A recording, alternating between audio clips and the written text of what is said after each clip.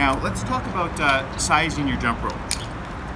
So a general rule of thumb when you jump rope is, if you step in the middle of the jump rope, the base of the jump rope, where it meets the end of the handles, or where the jump rope enters the handles, should come up to about the base of your chest or up to your armpit. Now, should your rope come up to your armpit, or should it go up to the base of your chest, or somewhere in between? That will depend on a number of things. For example, your style of jump rope and your preference. One thing to keep in mind is, the shorter the jump rope, the faster it's going to rotate. The longer the jump rope, it's generally going to take a little bit longer to come around. And how does that affect your jumping? The shorter the jump rope, it's going to spin around a lot faster, so you're not going to be able to stay on the ground as much in between jumps. So if you ever go to boxing clubs or martial arts clubs, you may notice that they often have short jump ropes, and that's because they're trying to encourage their fighters to stay really light and agile, light on their feet, stay agile. When they land on the ground, jump again very soon. Whereas a longer handle, you have a little bit more time to stay on the ground. You don't have to jump as often.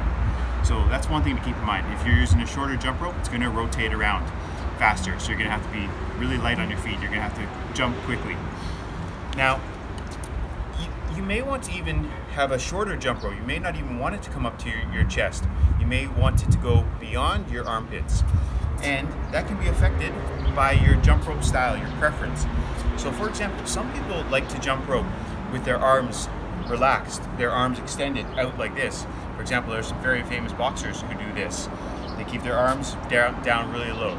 And one thing which you will notice, if I have my arms here pointing up, and then I extend them down low, there's a lot of slack in that jump rope. That jump rope is making contact with the ground.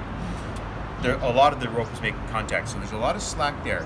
And that can be a problem, because if you're jumping rope, the rope is spinning around, it's going to hit the ground maybe too soon. It's going to hit the ground maybe before you want it to hit the ground, and that's going to cause the rope to maybe get caught in your feet, or you're going to trip on the rope a lot more often. So if you like having your arms down at the sides of your body, the arms extended like this, you may want to even shorten your jump rope.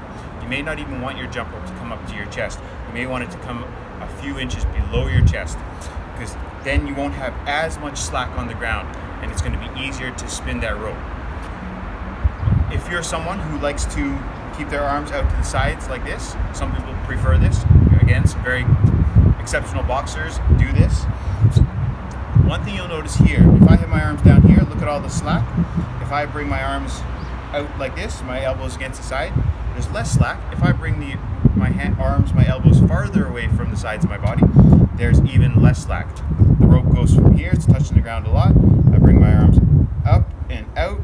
Now the rope is not making contact with the ground, so the rope has essentially gotten shorter. So if you like to jump rope with your arms out from the sides of your body like this, you may want your jump rope to come up to your armpits, so you give yourself a little bit more slack in the rope. Some people like to bring their arms almost like at a 90-degree angle like this, and even out from the side of the body. Some exceptional boxers from the past do this. Some UFC fighters do this. And you'll notice now, look at where the rope is hitting my shins or hitting my legs. It's hitting my legs quite high up. So if you jump rope like this, you may want to consider adjusting your jump rope length to go beyond your armpits. You may want your rope length to go past your shoulders, past your armpits a few inches. So then your rope does become a little bit longer. You have a little bit more slack. So those are some things to keep in mind. I like jumping rope generally with my elbows close to the sides of my body and my arms at a nice comfortable angle. So for me, a good size of jump rope comes up to about the chest, and even a little bit beyond is okay. I can jump rope with a shorter rope as well, but that's because I've been jumping rope for a while. But if you're new to jumping rope, generally a good idea is to have the length coming up to about your chest, around your nipple area, or up to your armpits. And depending on where you like to keep your arms, that can affect the length of your jump rope. Or when you're sizing your jump rope, if you keep your arms really down low, you may want to even shorten your jump rope. Have it come in a little below your chest.